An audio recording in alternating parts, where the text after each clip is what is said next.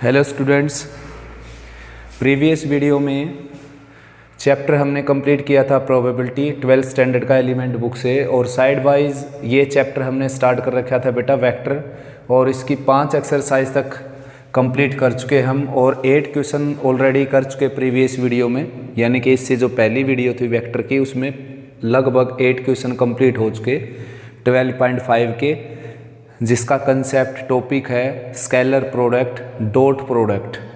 तो अब स्टार्ट करते हैं 9th क्वेश्चन, जिसमें निकालना आपने प्रोजेक्शन इस वेक्टर का इस वेक्टर के ऊपर।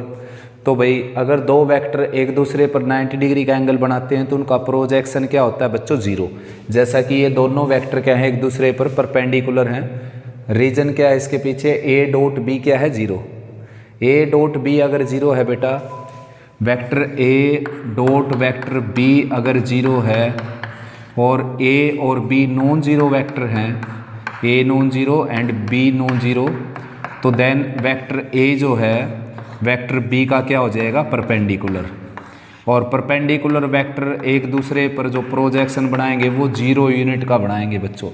प्रोजेक्शन का फार्मूला जैसा कि आप जानते हो, इसको वेक्टर ए लेट करूँ अगर मैं, वेक्टर ए लेट कर लिया मैंने इसको आई माइनस जे कैप, आई कैप माइनस जे कैप। ये वेक्टर बी है जैसे कि आई प्लस जे कैप। तो ए डॉट बी निकालेंगे सबसे पहले, और मैं लिख देता हूँ projection of A, projection of vector A on vector B. Projection means बेटा स्केलर प्रोजेक्शन, यानी कि लेंथ आएगी प्रोजेक्शन की यूनिट में, A dot B by magnitude of B. ये है स्केलर प्रोजेक्शन। ओनली प्रोजेक्शन बोल दिया जाए एग्जाम में तो दैट मीन्स स्केलर प्रोजेक्शन। तो ए डॉट बी क्या आ जाएगा? यहाँ पर देखो आई के कंपोनेंट की आई के कंपोनेंट के साथ मल्टीप्लाई करेंगे। यहाँ पर लिख देता हूँ पहले मैं, वेक्टर ए है आपका आई माइनस जे कैप और वेक्टर बी है आपका आई प्लस जे कैप, ठीक है ना। I dot I plus J cap और डिवाइडेड बाई बी का मैग्नीट्यूड, बी मीन्स बी यानी कि आई के कंपोनेंट का स्क्वायर, जे के कंपोनेंट का square under the square root. तो आई डॉट आई क्या आ जाएगा? 1। आई डॉट आई क्या आ जाएगा? 1 और जे डॉट जे क्या आ जाएगा? -1। यानी कि आई डॉट आई 1 हो गया और i का कंपोनेंट 1 1 1 हो जाएगा ये, और j का कंपोनेंट है -1 की +1 के साथ मल्टीप्लाई 0, यानी कि -1 और +1 क्या आ जाएगा बेटा? 0, और लोअर पार्ट में क्या है? √2। तो 0 यूनिट आपका आंसर आ गया, यानी कि a वेक्टर का b वेक्टर के प्रोजेक्शन क्या हो जाएगा? 0। रीजन क्या है इसके पीछे? दोनों वेक्टर परपेंडिकुलर हैं तो प्रोजेक्शन 0 ही होगा यहाँ पर। 9th का सेकंड देखते हैं बेटा, थोड़ी सी डिस्टर्बेंस हो गई थी बीच में। तो वेक्टर ए का प्रोजेक्शन वेक्टर बी के ऊपर निकालना आपने। Projection of vector A on vector B. देखिए अगर दो वेक्टर हैं जिनमें से एक का प्रोजेक्शन दूसरे वेक्टर पर निकालना है तो सबसे पहले तो अपर पार्ट में आएगा डॉट, उन दोनों का डॉट प्रोडक्ट, चाहे आप ए डॉट बी लिख लीजिए और चाहे B dot A, since A dot B always equal to B dot A, since dot product is commutative in vector.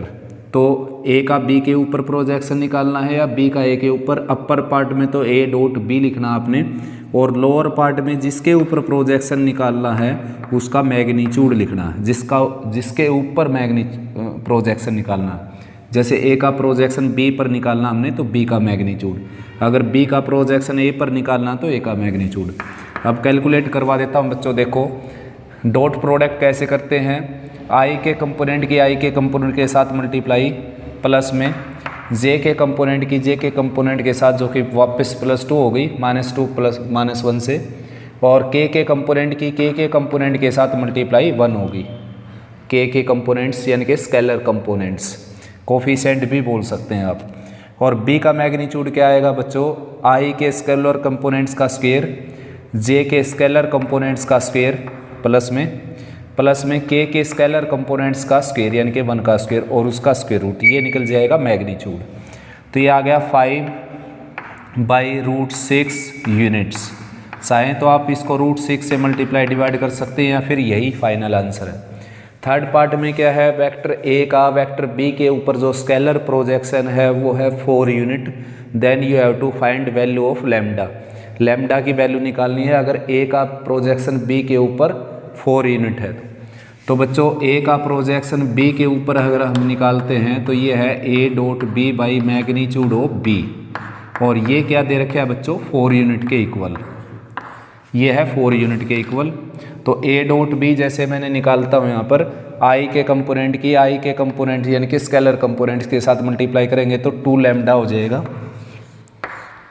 और जे के स्केलर कंपोनेंट्स की आपस में प्रोडक्ट करेंगे तो 6 हो जाएगा, के स्केलर कंपोनेंट्स के आपस में मल्टीप्लाई करेंगे 12 हो जाएगा, और लोअर पार्ट है बच्चों इसका b का मैग्नीट्यूड यानी कि b का मैग्नीट्यूड 2 का स्क्वायर 4 हो जाएगा, 6 का स्क्वायर 36 एंड 3 का स्क्वायर 9 और प्लस लगाकर अंडर द स्क्वायर रूट, और ये है बेटा 4 यूनिट के इक्वल।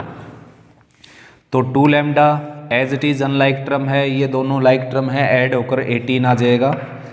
कहीं आप इसको 8 ऐड करके 8 लैम्डा या ओनली 8 लिख दें, these are unlike term, these are unlike term, these are like term, ये दोनों ऐड हो जाएंगे, 2 लैम्डा एज इट इज़ रहेगा, ये हो जाएगा 49, टोटल 49, उसका स्क्वायर रूट 7, और राइट में कितना है 4, तो 7 की 4 से मल्टीप्लाई करेंगे तो 28 आ जाएगा, तो ये आ जाएगा 2 लैम्डा प्लस 18, और राइट में 28 आ जाएगा, 18 राइट में जाकर 28 में से माइनस होकर 10, और 2 से डिवाइड करेंगे इसको दोनों साइड तो लैम्डा की वैल्यू मिल जाएगी आपको 5, यानी कि अगर वेक्टर ए का वेक्टर बी के ऊपर scalar component scalar projection 4 unit है तो लैम्डा की वैल्यू आएगी वहाँ से 5। नेक्स्ट है बच्चों 10th क्वेश्चन, स्टेटमेंट इसकी आप पढ़ लीजिए एलिमेंट बुक से, मैं आपको समझा देता हूँ स्टेटमेंट।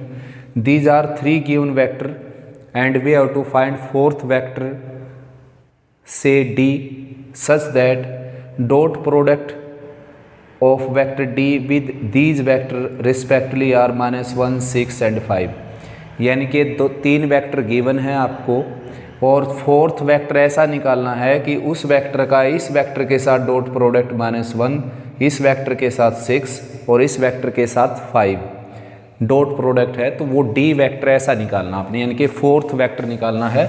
तो इसको मैंने लेट कर लिया वेक्टर A, लेट कर लिया बच्चों, इसको वेक्टर B लेट किया और इसको वेक्टर C लेट किया, और let vector D be the required vector xi plus yj plus zk, ये वेक्टर आपका रिक्वायर्ड वेक्टर है जो निकालना है आपने।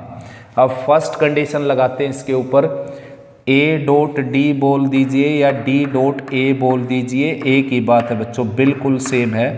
तो d को स्मॉल लेटर से ले लेता हूँ मैं, स्मॉल लेटर से लेते हैं इसको, ये d डॉट a क्या है -1, तो d डॉट a मैं लिखवाता हूँ, देखो a वेक्टर को लिखता हूँ पहले completely 3i cap plus 0j cap, देखो यहाँ पर j की टर्म मिस है तो उसका कोफिशिएंट आपने 0 लगाकर और j कैप लिख देना है, और -5k कैप, ये वेक्टर a हो गया आपका, और d वेक्टर है xi yj zk, xi yj और zk कैप, राइट साइड में है -1। तो बच्चों 3 की मल्टीप्लाई x के साथ 3x हो गई, 0 की मल्टीप्लाई y के साथ 0, z की मल्टीप्लाई -5 के साथ -5z, और राइट में क्या होगी -1, ये इक्वेशन हो गई फर्स्ट, ठीक है ना। उसके बाद है d डॉट b क्या है 6, तो अब की बार मैं डायरेक्ट प्रोडक्ट कर देता हूँ, देखो i के स्केलर कंपोनेंट्स की i के स्केलर कंपोनेंट्स के साथ मल्टीप्लाई 2x, j के स्केलर कंपोनेंट्स की j के स्केलर कंपोनेंट्स के साथ मल्टीप्लाई 7y, और k के स्केलर कंपोनेंट्स जो कि नहीं है यहाँ पर 0 लेंगे, 0 की z के साथ मल्टीप्लाई 0, और राइट में 6 गिवन है ये कि इसका प्रोडक्ट 6 के इक्वल है। ठीक ऐसे ही c डॉट d क्या है 5 के इक्वल गिवन है ऐसा, तो d डॉट c करेंगे या c डॉट d करेंगे तो कैसे करेंगे, देखो i j और k के जो स्केलर कंपोनेंट्स हैं उनके मल्टीप्लाई करेंगे, कोरस्पोंडिंग मल्टीप्लाई उनकी, जैसे i के कंपोनेंट्स की x, i का कंपोनेंट 1 तो 1 की x के साथ मल्टीप्लाई x, j का स्केलर कंपोनेंट्स y, j का स्केलर कंपोनेंट्स 1 तो y, के का स्केलर कंपोनेंट z, के का स्केलर कंपोनेंट्स 1 z और राइट में है 5। These are 3 equation. अब इन 3 इक्वेशन को सोल्व करेंगे बेटा तो x y z की वैल्यू मिल जाएगी आपको। देखो ये इक्वेशन x z में है तो आप ऐसा करो y को एलिमिनेट कर दीजिए यहाँ पर, ये इक्वेशन भी एक और इक्वेशन आ जाएगी आपके x z में और दो इक्वेशन x z में आ जाएंगी तो उनको सोल्व करेंगे फिर x और z के लिए। तो मैं क्या कर लेता हूँ, equation second -7 times equation third, y के कोफिशिएंट मैं सेम कर लेता हूँ। देखो इक्वेशन सेकंड आपकी है 2x + 7y और = 6। इसको 7 से मल्टीप्लाई करेंगे 7x + 7y + 7z हो जाएगा यहाँ पर और राइट में 35। तो सबट्रैक्ट कर देते हैं इसको, ये माइनस हो गया, ये माइनस हो गया, ये माइनस हो गया, ये माइनस हो गया, ये हो गया कैंसिल इससे और 2 - 7 क्या आ जाएगा -5x, ठीक है ना। और भाई यहाँ पर ये कैंसिल हो ही गया, माइनस का 7z और राइट में आ गया 6 - 35 यानी कि -29। माइनस से आप मल्टीप्लाई कर सकते हैं पॉजिटिव टर्म बनाने के लिए। एक इक्वेशन ये है बेटा, एक इक्वेशन ये है, ये इक्वेशन आ गई आपकी फोर्थ। अब क्या है, x के कोफिशिएंट इक्वल कर लेता हूँ मैं। x के कोफिशिएंट इक्वल करने के लिए इसका कोफिशिएंट है 5, इसका कोफिशिएंट 3, दीज आर को प्राइम नंबर। तो अगर दोनों को प्राइम हैं तो यानी कि इसके कोफिशिएंट को इससे मल्टीप्लाई करना पड़ेगा पूरी इक्वेशन को, और इस इक्वेशन को 5 से मल्टीप्लाई करेंगे यहाँ पर 15x हो जाएगा और इस इक्वेशन को 3 से मल्टीप्लाई करेंगे इसके कोफिशिएंट से। तो लिख देता हूँ मैं यहाँ पर 5 टाइम्स इक्वेशन फर्स्ट और -3 times equation fourth. Equation first को 5 से मल्टीप्लाई कर दिया, ये आ जाएगा 15x, 5 से मल्टीप्लाई करेंगे -25z और 5 से मल्टीप्लाई करेंगे -5, ठीक है ना। इसको 3 से मल्टीप्लाई करेंगे तो ये आ जाएगा 15x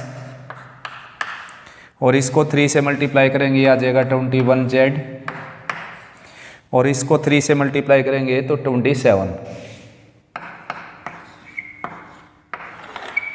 ये नेगेटिव हो गया, ये नेगेटिव हो गया, ये नेगेटिव हो गया, ये इससे कैंसिल हो गया।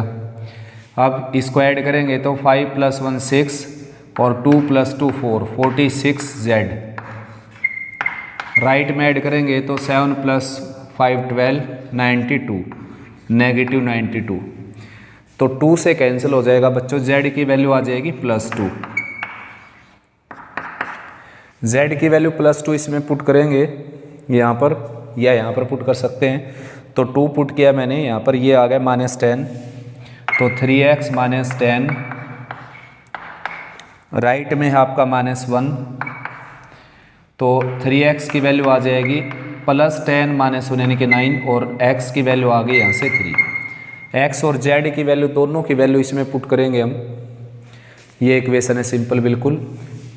x की जगह हमने पुट किया 3, y एज इट इज, और z की जगह पुट किया 2 और राइट साइड है इसकी 5। तो y की वैल्यू आ गई बच्चों यहाँ से 0। तो जो रिक्वायर्ड वेक्टर है आपका, रिक्वायर्ड वेक्टर था xi cap + yj cap + zk cap, that is 3i cap plus y की वैल्यू 0 तो 0j कैप लिखेंगे नहीं हम, डायरेक्ट लिख देते हैं 2k कैप।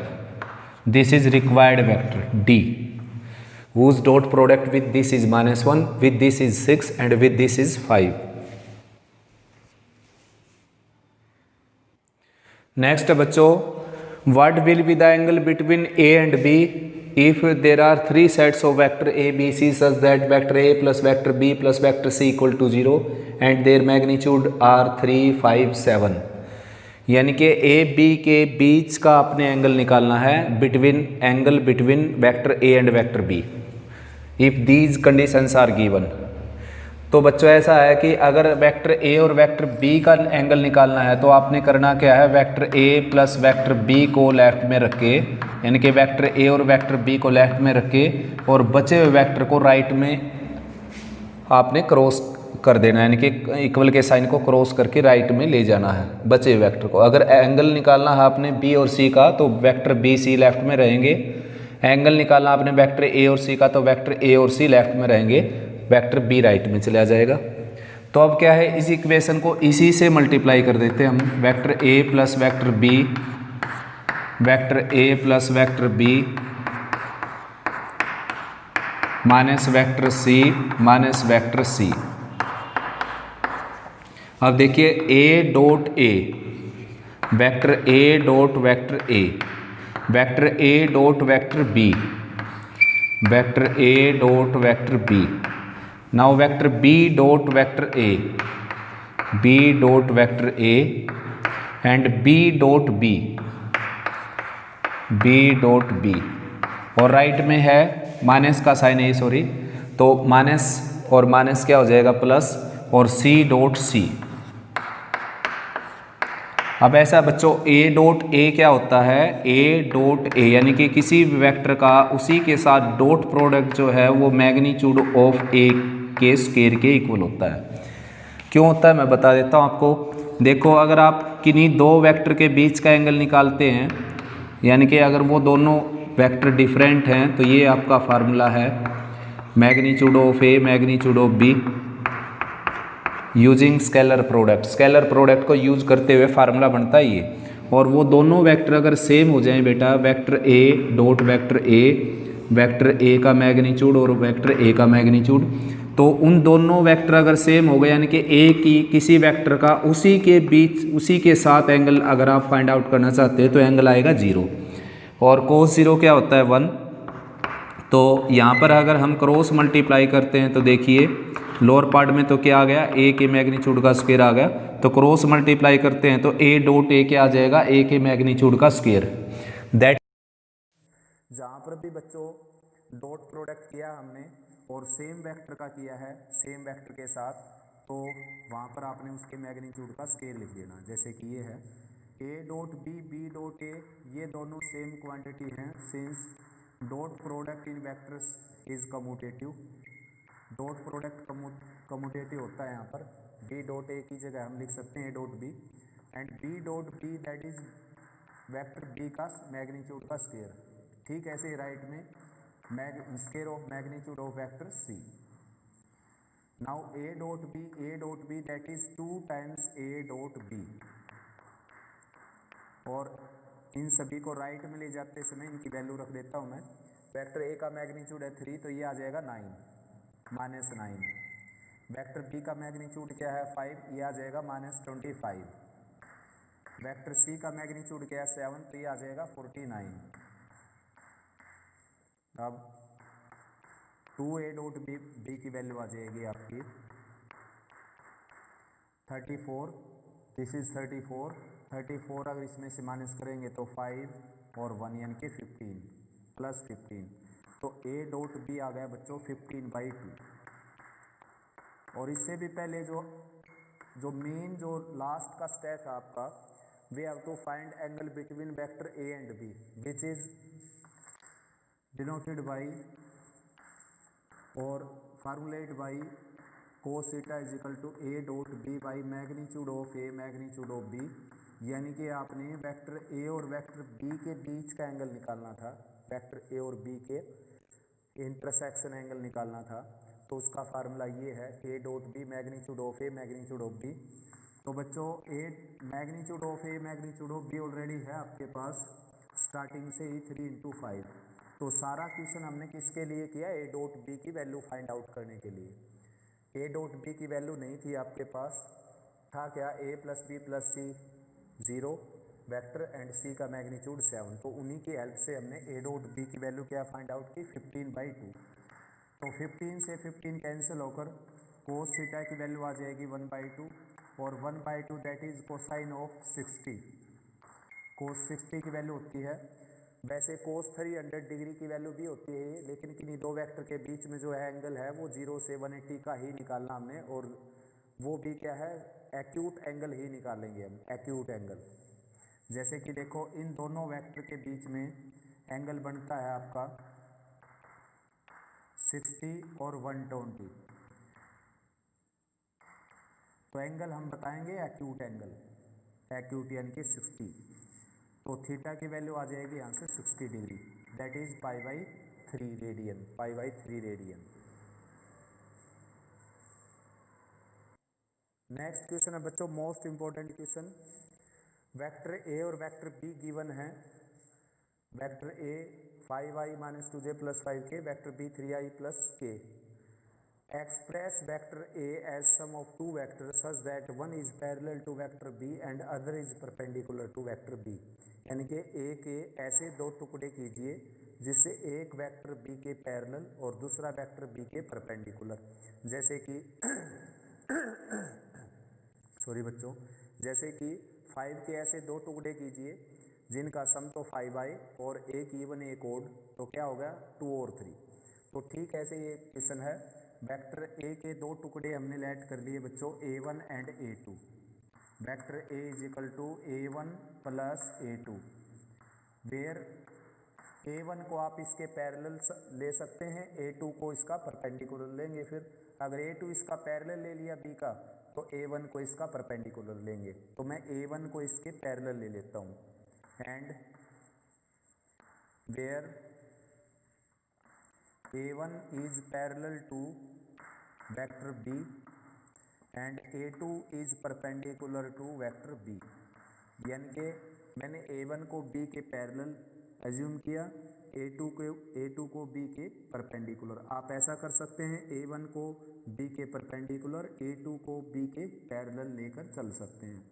तो बच्चों A1 अगर B के पैरेलल है तो पैरेलल की कंडीशन हम जानते हैं कि अगर A1 और B वेक्टर पैरेलल हैं बेटा, तो these are equal with scalar times another. यानी कि एक वेक्टर दूसरे के स्केलर टाइम्स के इक्वल हो जाएगा। स्केलर टाइम्स स्केलर की वैल्यू 1 भी हो सकती है यहाँ पर, यानी कि बिल्कुल इक्वल भी हो सकते हैं या प्रोपोर्शनल हो सकते हैं। लैम्डा इधर भी लगा सकते हैं हम, लैम्डा इधर भी लगा सकते हैं। लैम्डा की वैल्यू 0 नहीं है, बाकी कोई भी रियल नंबर हो सकता है।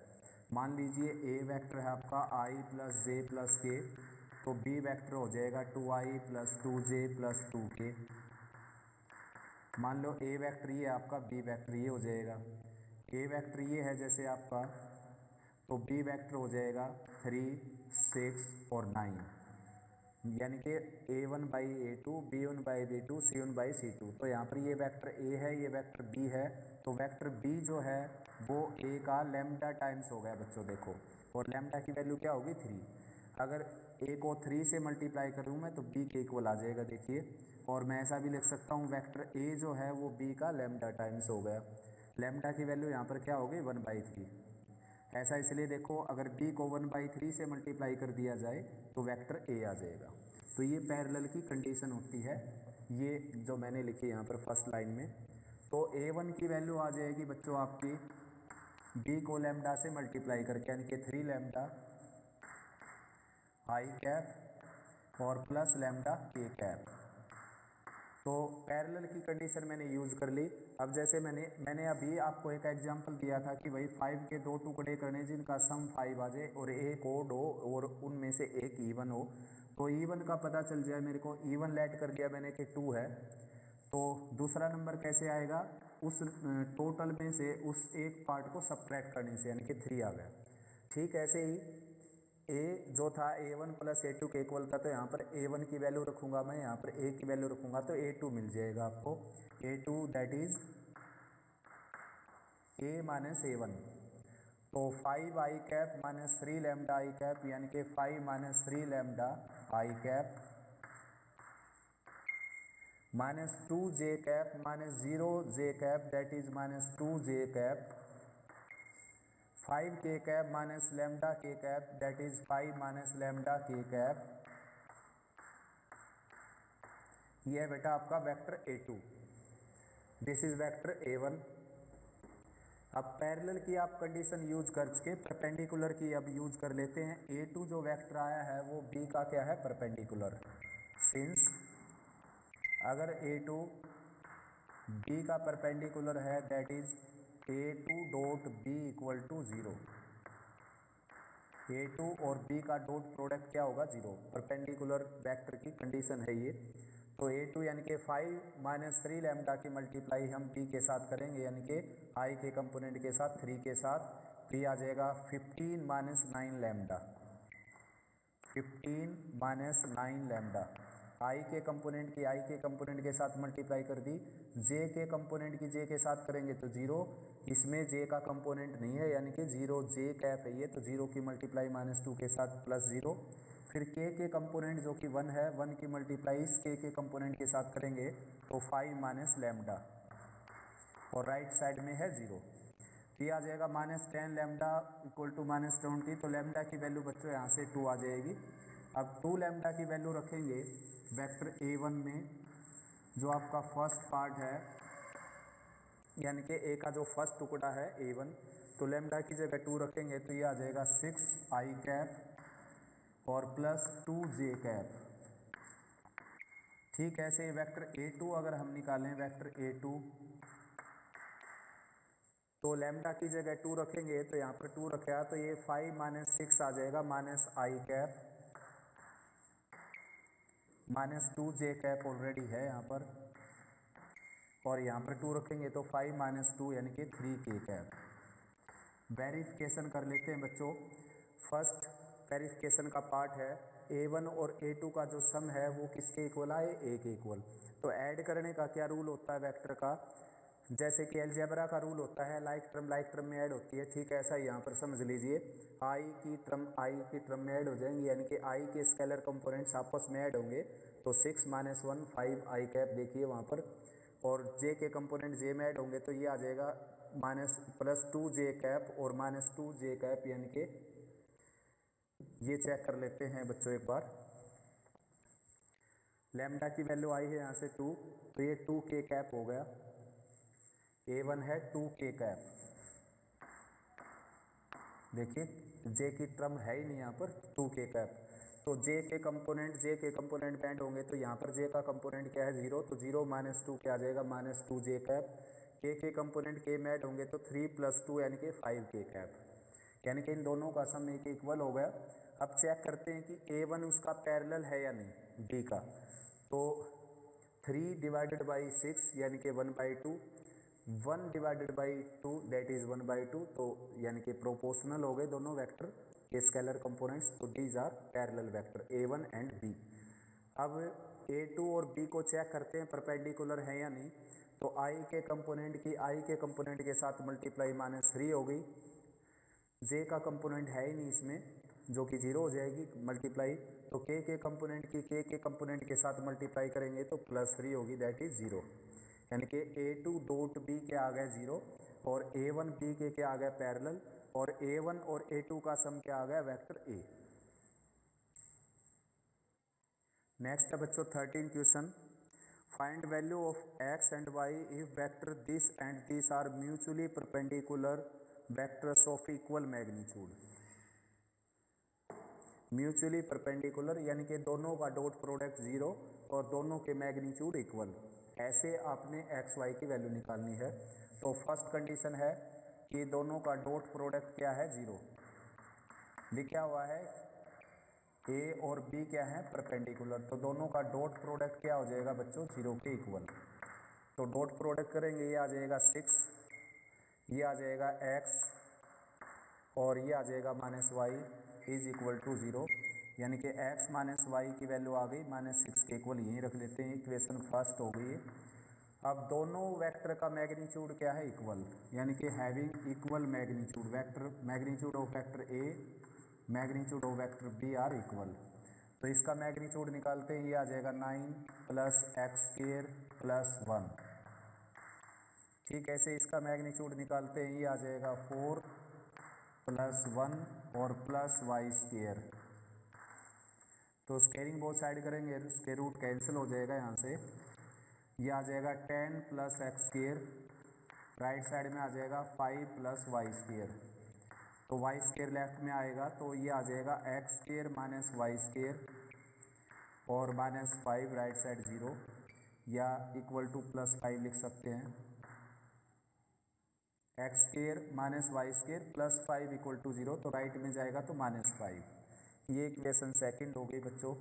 इसको फैक्टराइज अगर मैं करूं, x - y x + y is equal to -5, a² - b² की अलजेब्रिक आइडेंटिटी यूज़ की हमने यहाँ पर, तो x माइनस वाई की वैल्यू है बच्चों यहाँ से -6, तो x माइनस वाई की प्लेस पर हम रख सकते हैं -6 और x प्लस वाई ऑलरेडी है यहाँ पर और राइट में है -5, तो x प्लस 5 की वैल्यू आ जाएगी 5/6। x plus y is equal to 5/6 and x minus y equal to -6। x minus y की वैल्यू आ जाएगी -6, तो ऐड करेंगे ये कैंसिल, y से -y कैंसिल हो गया बच्चों। 2x की वैल्यू आ गई 5/6 -6 डिवाइडेड बाई 1 यानी कि 6 एलसीएम 5 - 36 यानी कि -31/6। तो x की वैल्यू मिल जाएगी आपको -31/12। x की वैल्यू इसमें पुट करते हैं, ये है आपका y is equal to 6 plus x, that is y is equal to 6 - 31/12, 12 6 जा 72, 72 - 31 और डिवाइडेड बाई 12, तो यहाँ पर आ जाएगा 12 - 1 1 और 4 - 3 4 7 - 3 4 41/12।